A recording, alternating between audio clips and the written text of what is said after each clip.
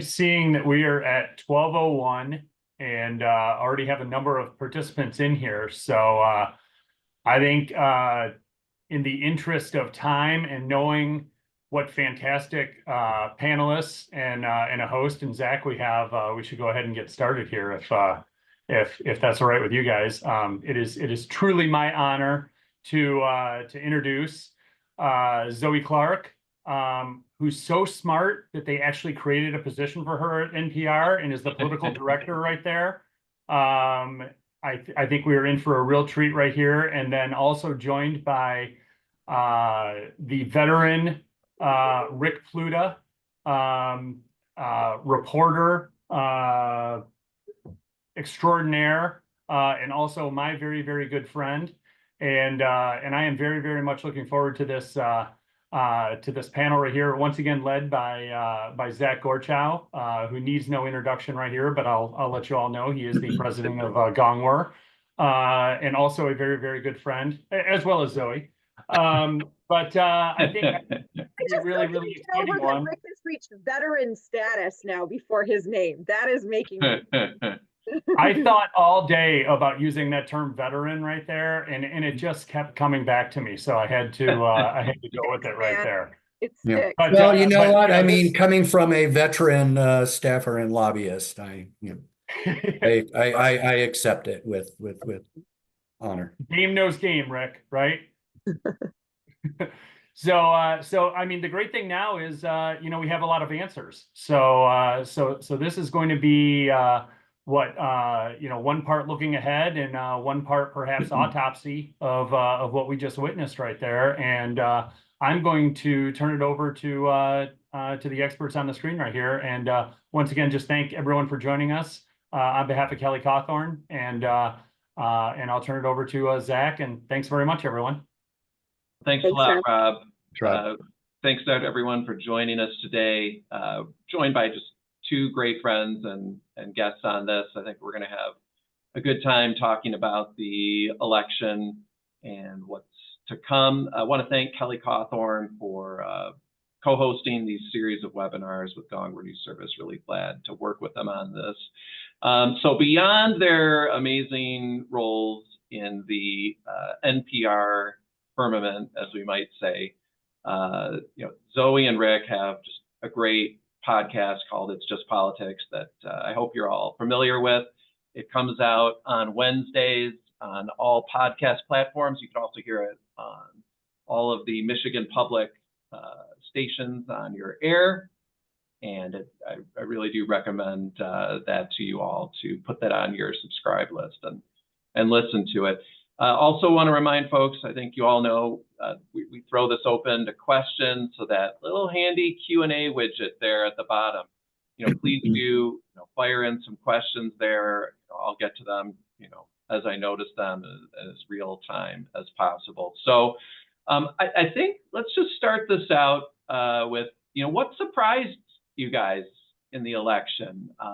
Elections very seldom go according to expectations. There's always something out there. So Zoe, what happened that kind of had you going, didn't see that coming?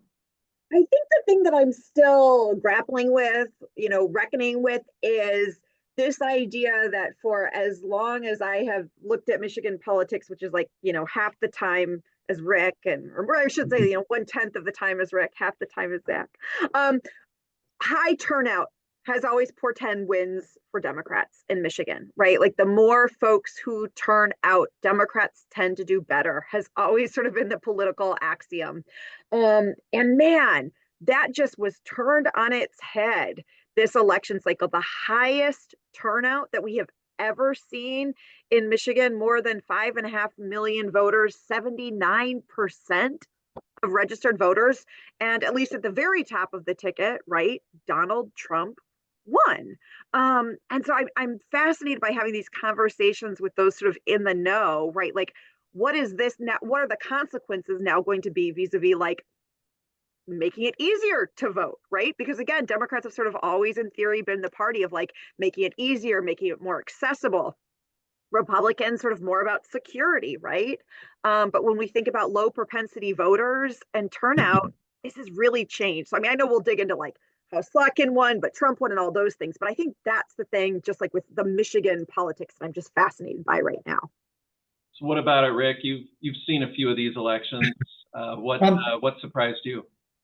I guess like the tight margins were no surprise. The minuscule margins were like just wow, we're still there. And the mishmash. See what I did there? Gawker and WDET have their own great podcast called Mishmash that's worthy of your time and attention. That it was, Trump won the top of the ticket, and then you go right below that on the ballot, and the Democrat won the U.S. Senate race. And then, even though, it's not quite apples to oranges to compare district level races to statewide races, we saw a bit of a mix in the congressional races, and then going further down on the ballot, the same thing in the state house races, resulting in a Republican takeover of the House after a couple of years of Democratic hegemony. But, just very, very slim margins again, which, I guess somewhat sadly and somewhat interestingly for those of us who follow, politics at the state capitol and policymaking, that it's a little difficult to sort of portend what's going to happen on any specific issue. And we're already seeing that play out in lame duck, as Democrats in particular sort of, seem to be poking each other, in the eye about various issues. I'll throw in a surprise of my own because I sort of feel like I have to hold myself accountable here because it went counter to what I was telling people, which is that, if you had told me Trump was going to win Michigan by more than a point, which he did, it looks like once it's certified, it's going to be somewhere around 1.4 percentage points. I never would have believed that Slotkin would be able to overcome that. I thought these races, based on history, would likely go the same direction unless the presidential race was just super close. But I think that's going to be one thing that's going to be really fascinating to dive in is why did so many people who voted for Trump skip? And it appears they skipped the U.S. Senate race and then did other things as they went down the ballot. That didn't happen between Harris and Slotkin to anywhere near the same degree. So that really surprised me. And, sorry, I said that wasn't going to happen, and it did. So just goes to show we're always learning here. Yeah, Zoe, go ahead. Oh, first of all, so let's actually, because I wrote that number down because this to me, same Zach, like samesies, 122,741 fewer votes Rogers got than Donald Trump, right? And so when we're talking about not just this idea of like going for Slotkin necessarily, but like also just like this goes back to this strategy that if we're all kind of doing mea culpas about like, is this really going to work? This idea of low propensity voters. So folks who don't have a history of voting, who I'm like, maybe just specifically, Zach, to that point, turned out, voted for Donald Trump, and then was like, I'm done. Like, I'm not even going to vote lower down even for other statewide races. Yeah, and that's one where I'm going to be really curious to see what the numbers were like congressional district by congressional district, state house seat by state house seat, because right now we don't know if those voters, for whatever reason, were not into Mike Rogers, but did come back and voted for John James or Tom Barrett, et cetera.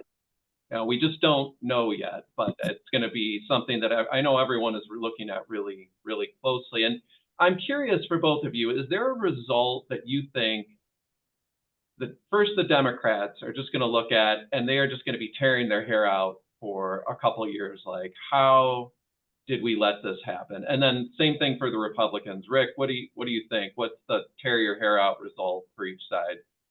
I mean, I can't point to particular seats. I guess I could find a few, although I would look to Gongwer for that anyway. As a matter of fact, why am I answering questions at all when basically it's just what I see in Gongwer.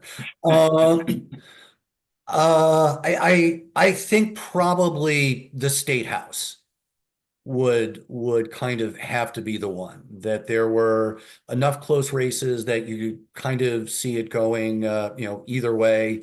And Democrats didn't do everything that they maybe could have or should have done to protect that majority, or maybe it just it just wasn't possible. One of the things this has sort of been bouncing around in my head for a while, that you look at the role of political parties, but particularly political party officials, from the state party chair to county, district, congressional district parties, county parties, is just candidate recruitment is a huge part of their job, including in races where they're essentially doomed. That one, you want to be ready for upsets, just taking advantage of something unexpected, but also making the opposition work to win every election, even where you're pretty confident that you're not going to win, that you want the other side to be expending resources in places where otherwise they might not have to. And I think that reality has come back home to roost in terms of what we're seeing in a lot of these races, all the way up and down the ballot. What about that, Zoe? What do you think? Who's got regret, and what do they have it over? Yeah, I mean, I think one of the things, if you're Republicans, and I will say, I don't know that this could have been fixed. So I feel a little, I'd be like, well, Monday morning or Tuesday morning now, 2 weeks after quarterbacking, but Monday morning quarterbacking. I do think the Supreme Court races, right? Man, I think you could hear a lot of Republicans sort of going, was that a missed opportunity? And when we've talked to folks, like, the reasons for it make some sense. There was a real late start in terms of the summer convention for the GOP and actually choosing who their candidates were going to be. A real focus from the party, again, on sort of the state house after the party was starting to, well, I don't know, be a party again and having to like clean up shop and house. And again, on the Democrat side, like choosing who their candidates were going to be really early this year, dedicating sort of the campaign to Thomas and Harris Bolden sort of together, right? Just like this twofer too, and the name recognition. It certainly, as we know in Michigan politics, doesn't hurt to have that incumbency, even on the nonpartisan ballot. So, but I do sort of think if Republicans had known State House, Trump, that maybe there would have been a little bit more of a push. Also, like, fascinating that the ACLU of Michigan, for the first time in its history, put something, like $2 million into the race too. So you're always figuring out, like, again, where to put the money and things like that. So for Republicans, I think that's one. For Democrats, in terms of head scratching, but in a good way, I guess I think is the Kristen McDonald-Rivet seat. I mean, again, what a bright spot for Democrats in really what should be and ended up being Trump territory.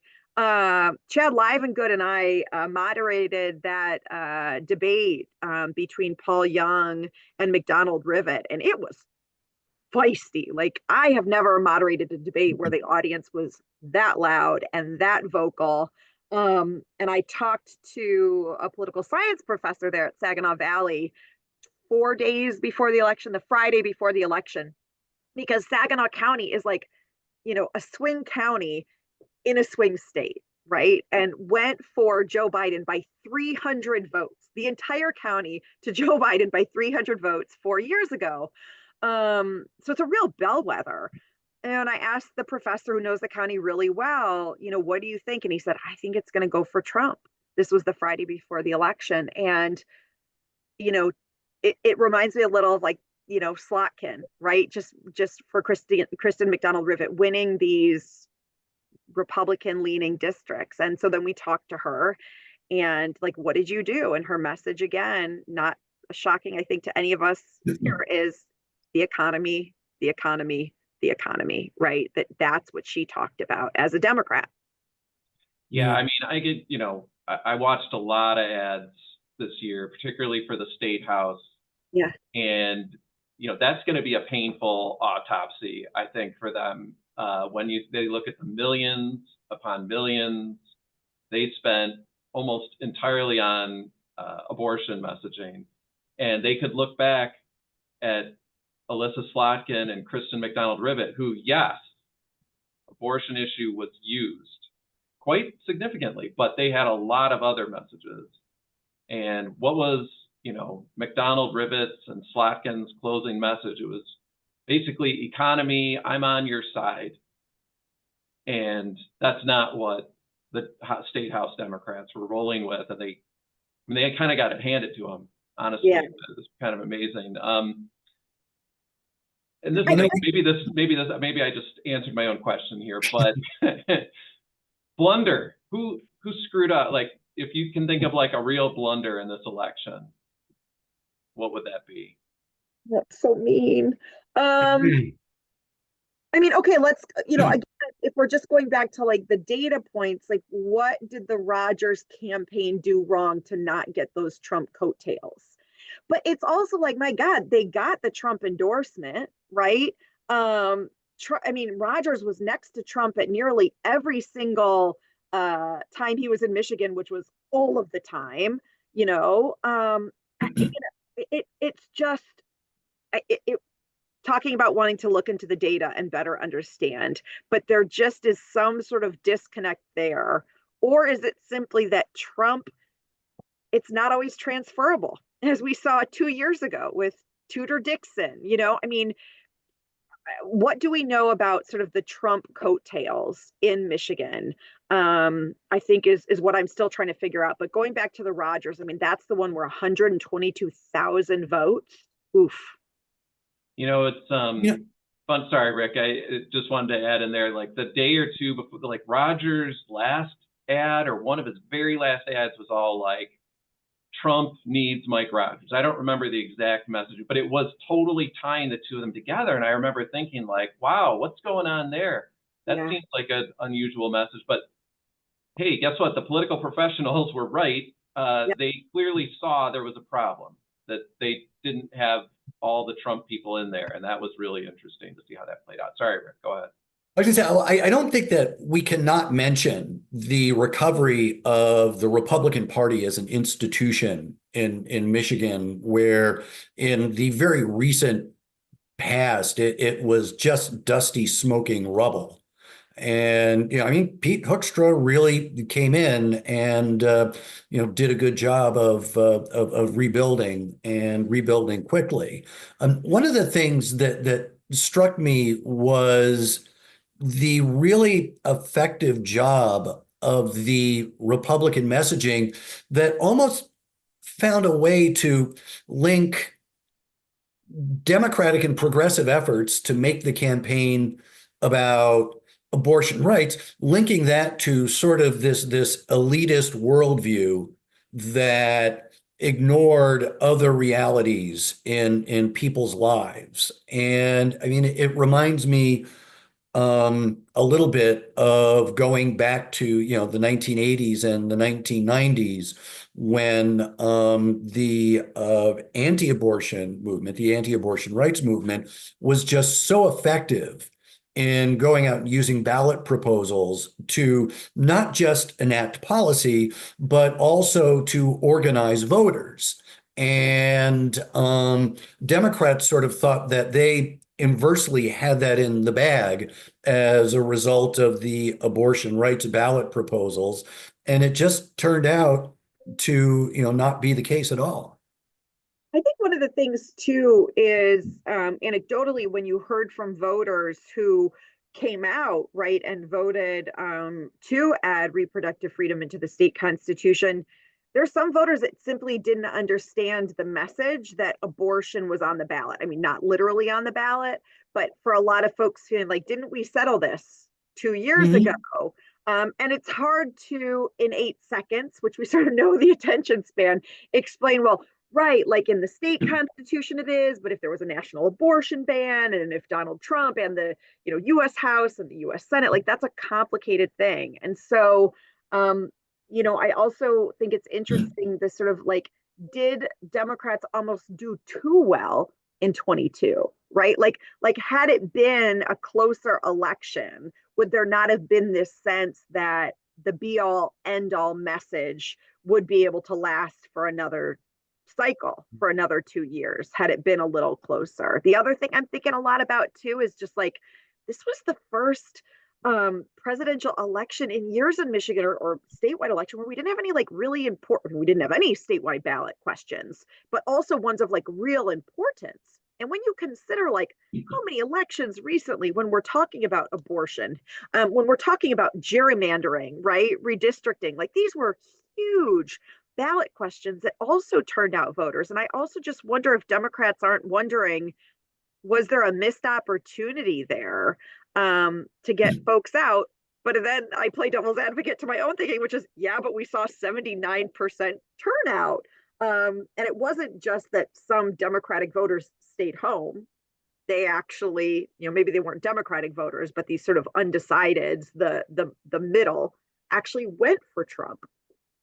I want to toggle back just quickly to abortion. It just reminds me, again, showing my age, of the 1990s when there were pro-choice Republicans, and I'm thinking especially from Oakland County, Penny Chrisman, Shirley Johnson, and look it up, kids.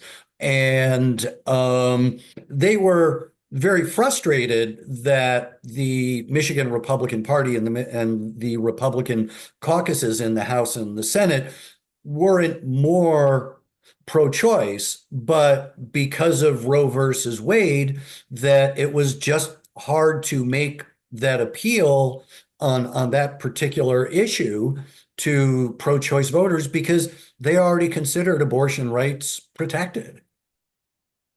Just want to remind everybody the question and answer widget there at the bottom of your Zoom app is available. Feel free to put any questions in there and we'll try to get to those. So, one of the things that's interesting to me always about politics is how the pendulum just swings so wildly. 2016, huge Republican year in Michigan. 2018, massive Democratic year in Michigan. 2020, kind of a tie, but probably better for the Democrats. 22, huge Dem year. And then this year, on balance, a better year for the Republicans, though the Democrats did have a couple wins of note. Is there anything to take away from what happened on November 5th as we head toward 2026, or no? You want to go, Rick? Yeah. I mean, I guess not just 2026, but the elections preceding it, is that Michigan voters' memories aren't short; they're fleeting. Once the past election is done, that they're looking ahead, and it's not just what have you done for me lately. It's like, what did you do for me the day before yesterday? I'm really, and this is such a Zach Gorchow sort of ponderance that I'm kind of interested in what you think about this. So in 2026, everything is on the statewide ballot. And so history would suggest, with a Democratic incumbent in the governor's office right now, and actually in all of the executive offices, that Republicans should do well in statewide races, and our next governor will very likely be a Republican. But history also suggests, with a Republican in the White House, and in this case, a Republican who just courts controversy, well, Democrats should do well. And maybe we should see a Democrat win the governor's office and those other executive offices. Just, how do we game that out? It's something I've been thinking about, and I don't know. There's there's nothing in recent history to look to for a situation like this, like you said, where Michigan voters have not filled an open seat for governor with a new governor of the same party since 1960, I think. Yeah. So that's, we're talking about the days when there were 2-year terms. Right. So there's no, yet we don't have an example where like you adeptly put it, where the party in the White House is the opposite of the exiting party in the governor's office. So, one thing I did feel like I learned from 22, which was the dynamic there was, well, there's a Democrat in the White House. How is this going to affect the governor's race in Michigan? Theoretically, this should be good for the Republicans. We know how that turned out. It ended up being a great year for the Democrats, even though there was a Democrat in the White House. And there were a lot of historically, we factors see in play. Rick Snyder wins governor while Obama is usually, president. Jennifer Granholm wins governor while George W. Bush is president. And so I'm of the mind that, Michigan voters showed us in 22, they make a decision on the governorship, independent of whatever's going on federally. And in my mind, that maybe accrues to the advantage of the Republicans saying it's time for change. There's been 8 years of a Democrat in the governor's office, and it's time for change. But, that's very simplistic. Who are the Republicans going to run? That's a total unknown right now. The Democrats have a lot of options. It doesn't mean that, all the Republicans need is one good candidate. Doesn't matter if they have 5. And messaging, who's going to fix the damn whatever in the right. So coming. There's, a long ways to go with this, but I think, Rick, in answer to your question, on balance, I'd rather have the time for change in the governor's office argument on my side. It has been so potent for so long. I'd rather have that.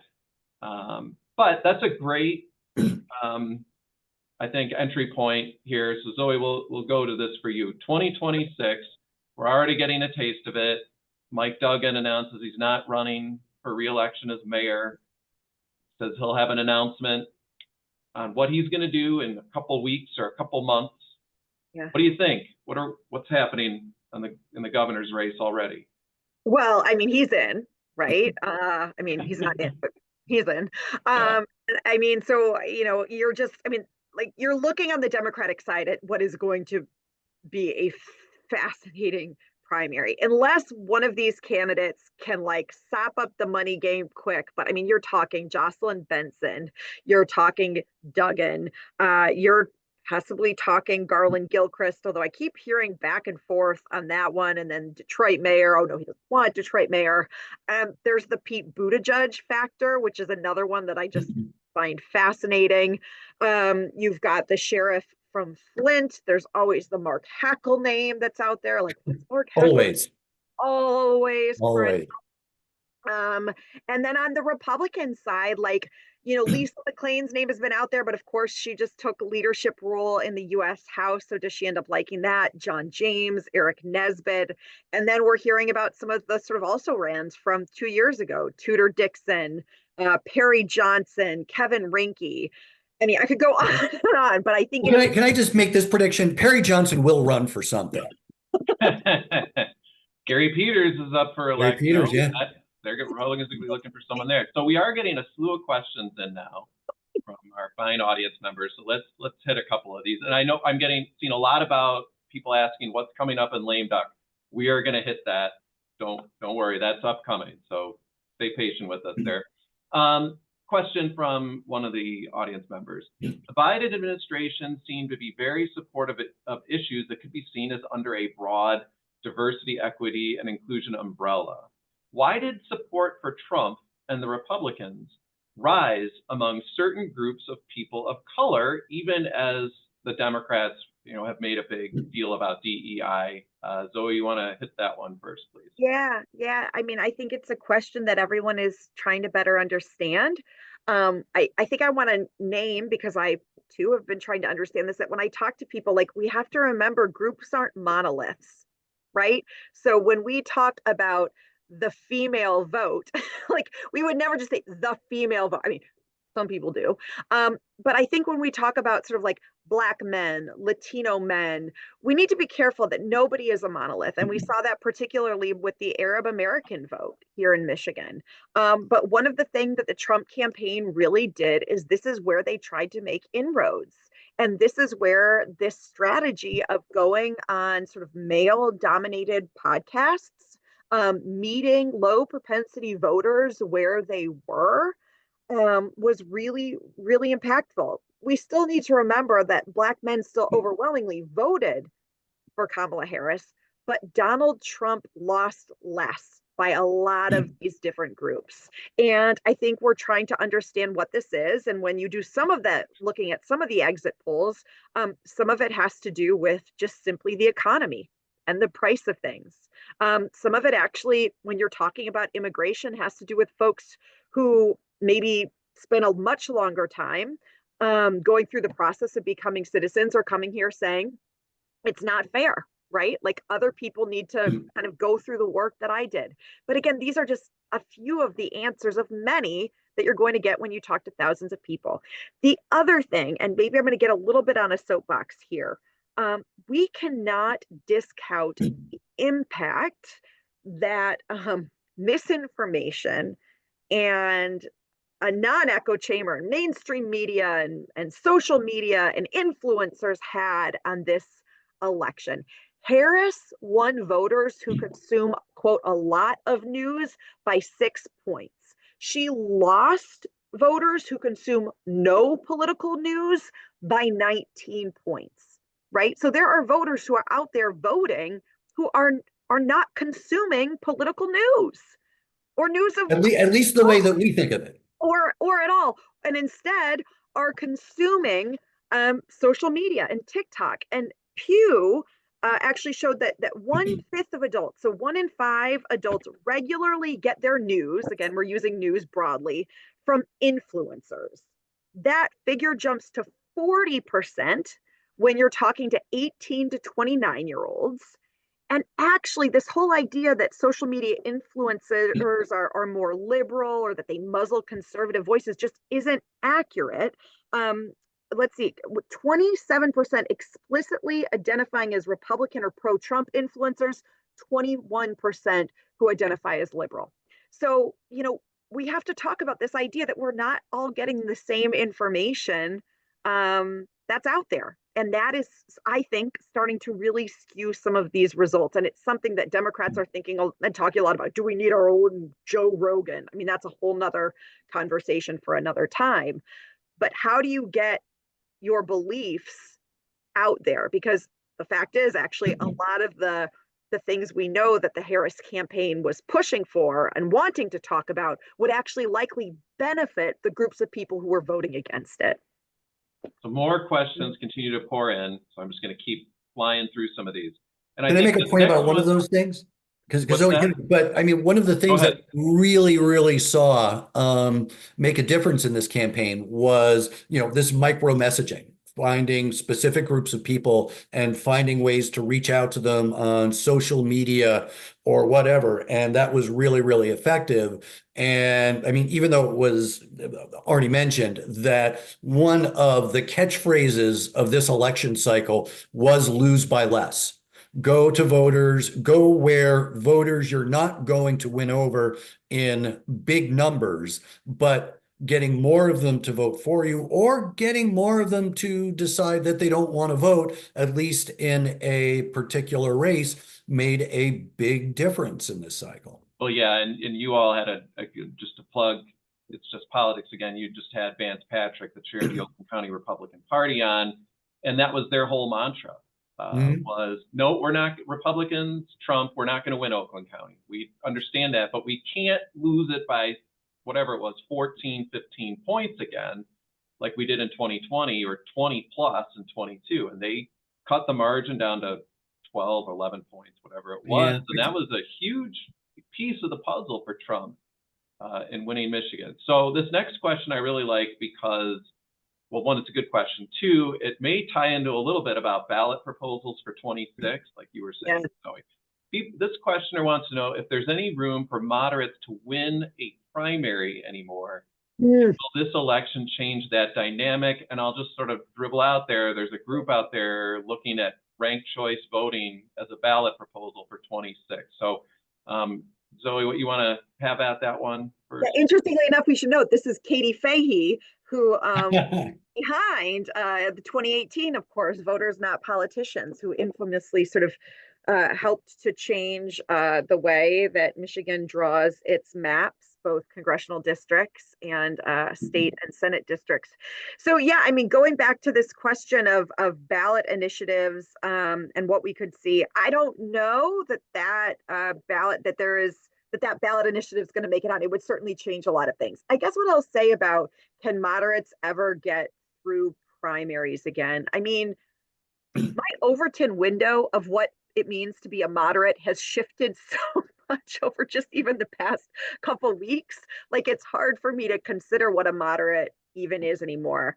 Gretchen Whitmer ran, I would say, as the sort of moderate slash establishment candidate in 18, and she won, right? Mike Rogers, for all intents and purposes, was the moderate candidate in the Republican primary. It's a great question. And I think what I'm feeling more and more about, and this can always, this will always change, is it feels right now in American politics, aside from this idea that we are in just for change election after change election for a little bit in a little while, right? That I think that's just the new norm. The other is, I think it's going to be a lot more personality driven than party driven.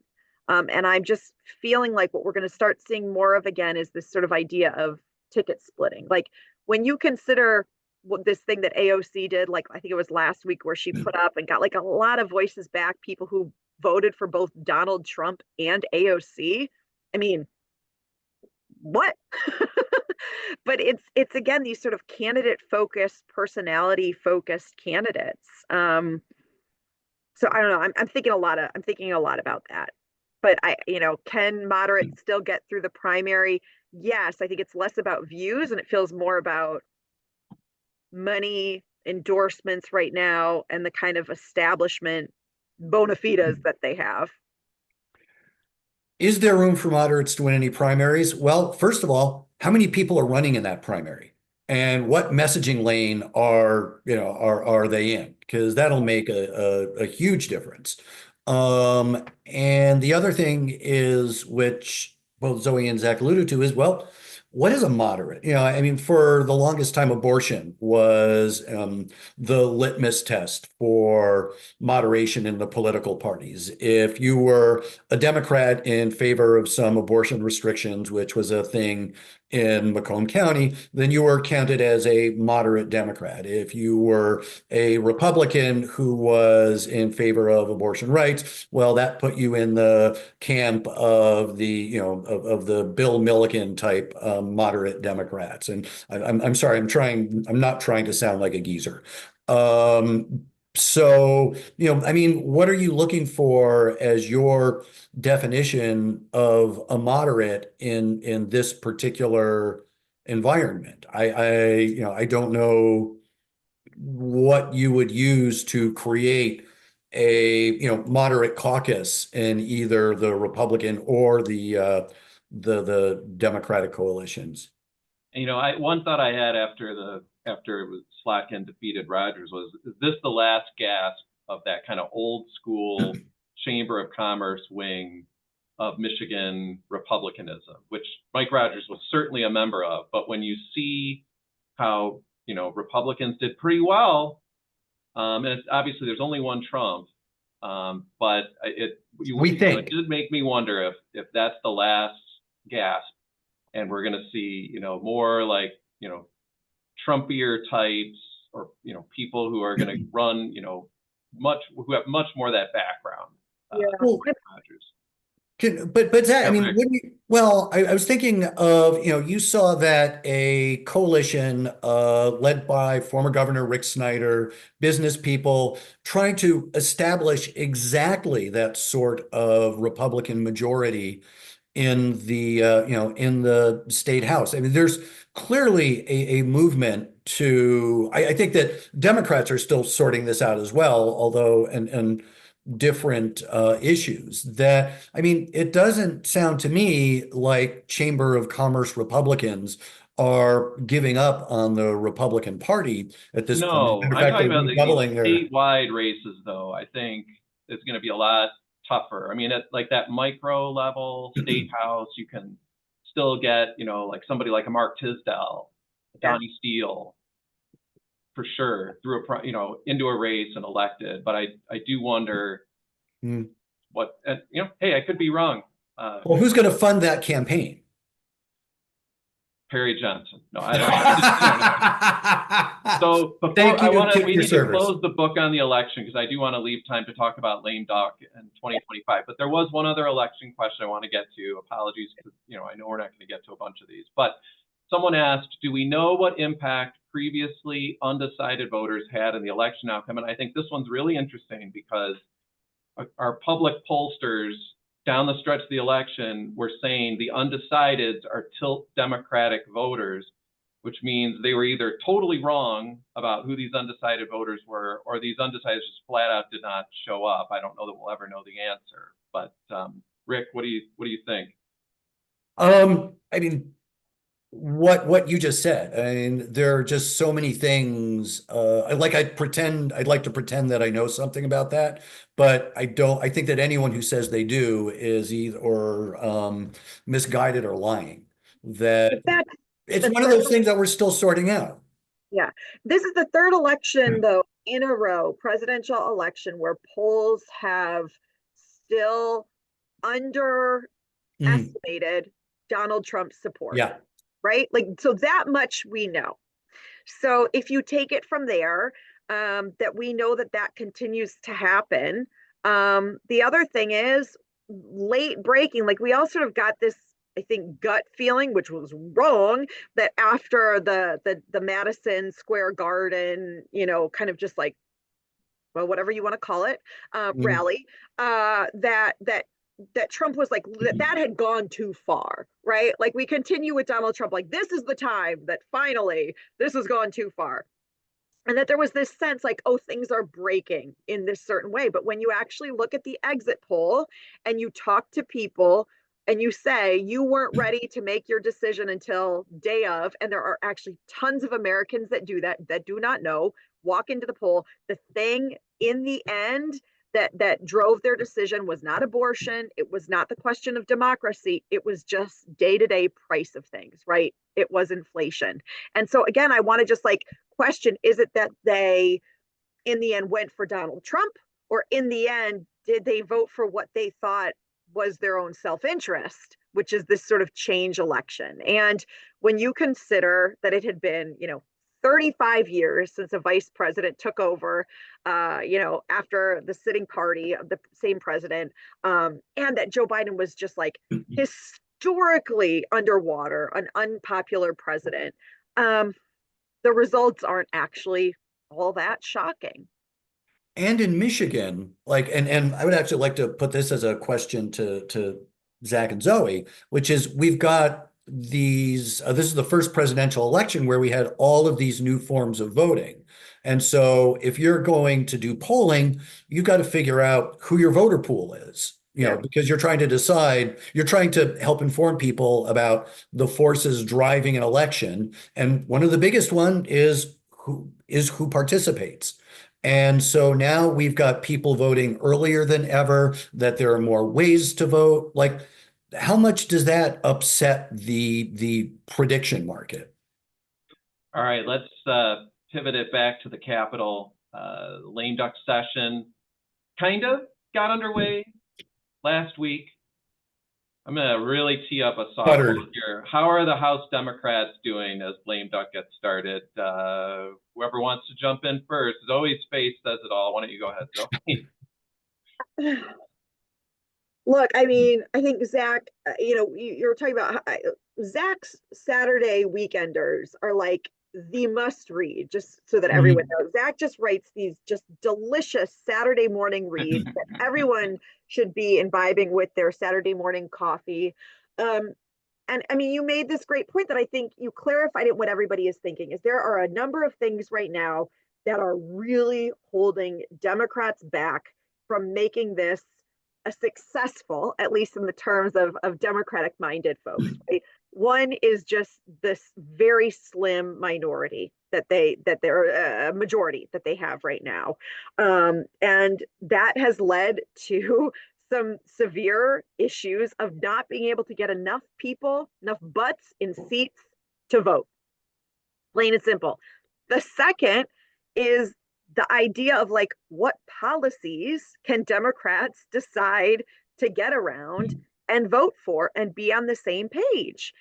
And much like I was saying just a moment ago, the sort of bullet points of it shouldn't be shocking. It might be surprising to many, but it shouldn't be shocking that Donald Trump won with all of these data points that we know. What we have seen from Democrats over the past year is these continuing problems happening.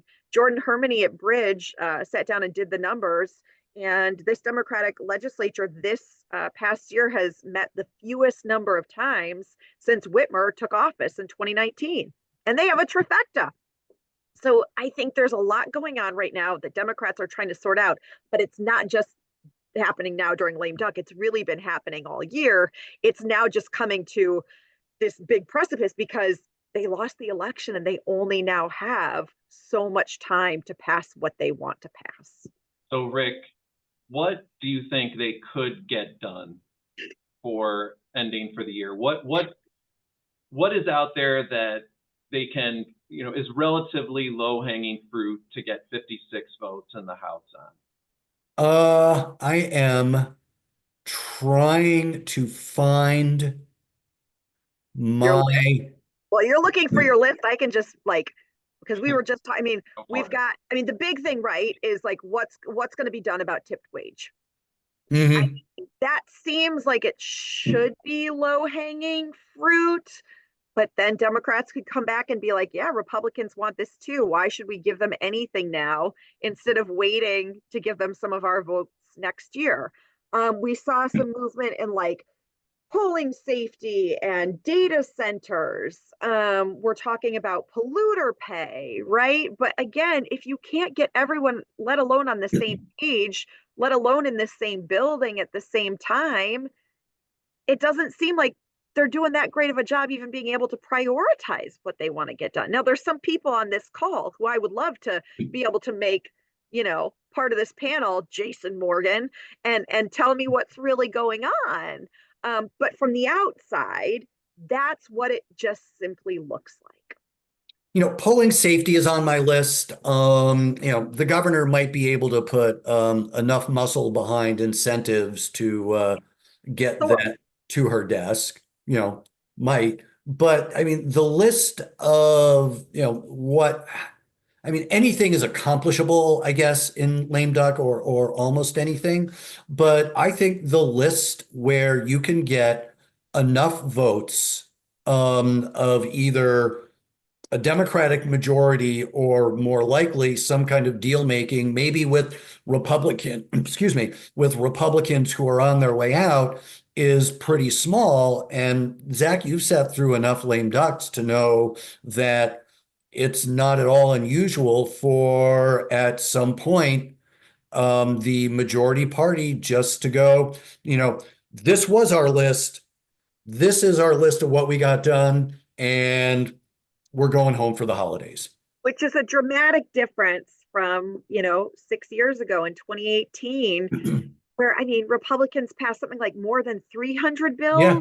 It was.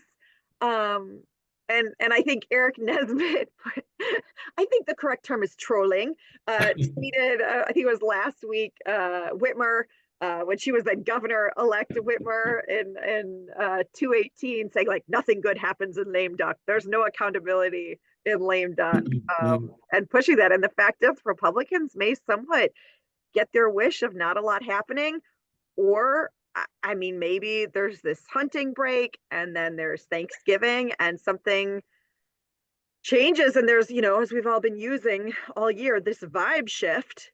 And Democrats really suddenly realize that like they've only got this certain amount of time, and let's book it and get something done. There's kind of a strategy decision that needs to be made, which is, do you cast your net as widely as you can just to see what maybe you can pull together the votes for and just see what might happen? Or do you focus on a few small things and then, try and get that done? And then there's always the question of, how much will Gretchen Whitmer signal what she's willing to sign or not sign when it gets to her desk? That's a great point, Rick, because it seems to me the governor has decided the worst thing she can do is say, these are my priorities, because there's some of these things that I think Zoe said earlier, or you might have said earlier as well, that are going to require a couple Republican votes or two. So if the governor goes out and says, I want A, B, C, D, E, and F, guess what? Matt Hall says the price for those just went up. So the only things we're really hearing out of the governor's office is she'd like something with funding for economic development, no newsflash there, and she wants something done on roads. Again, no newsflash there, but I suspect we're not going to hear her publicly declare priorities for that reason. I do think, I wonder about anything organized labor wants to get done before year's end could be a good candidate for 56 votes in the House without too much angst, like going to 26 weeks unemployment, something along those lines could be pretty interesting. So with the time we have left, we can either discuss more lame duck possibilities, but I wanted to look ahead to January 2025. A Republican majority, 58-52, comes into place in the House, will be sworn in on January 8th. It'll be a 19-18 Democratic majority in the Senate indefinitely until there's a special election to replace Kristen McDonald-Rivet. What does this look like? Matt Hall has certainly shown he can play the role of bomb-throwing minority leader, but he's also been a committee chair in the majority. What might we expect as far as a Democratic Senate and a Republican House? What might come from that? There's that Jon Stewart popcorn gif, like on your phone, right, where he's just like eating the popcorn. I mean, I do that in jest. Like, there's a lot of people's livelihoods and like policy that happens, but I think we're all waiting to see what kind of Matt Hall we're going to get in the new legislative session. Something Rick and I have been talking a lot about. Is this a time for consensus making? I tend to think not. I tend to think that we're probably going to have what the first 2 years of the governor's administration, really the first full term, it got so weird there with COVID, but divided government, where there's going to be a lot of horse trading. I think you're going to see a frustrated Senate too. Like, we've talked so little about that, but the thing that we're not talking about is how much and what the state Senate is passing, trying to get done. And they're just like, hey guys, like, hey, we're functioning over here, right? And so we have to think about that dynamic too. But I think a lot of us are just waiting to sort of see which Matt Hall is going to show up and what are the policy proposals that he's going to be bringing to the table. And again, if tipped wage, minimum wage doesn't happen before the new year, what happens with that really, really early on? It could. One of my questions is, what's the window for policymaking before election considerations take over?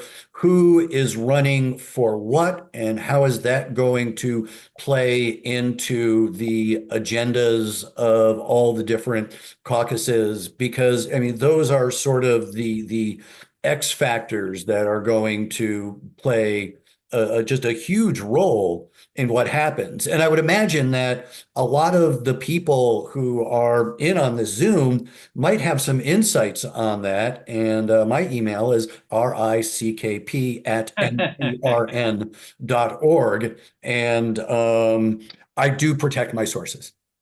This is sort of a comment, but I think it could also be a question. So obviously the Senate is up in 2026, and historically the House is the main farm team for Senate candidates. So I'm going to morph this comment into a question. To what extent might Matt Hall put up bills or resolutions for votes in the House to put House Democratic candidates who might be interested in running in a couple of these key Senate districts in a jam? The chances of that are 100%. All right. Yeah, I would agree.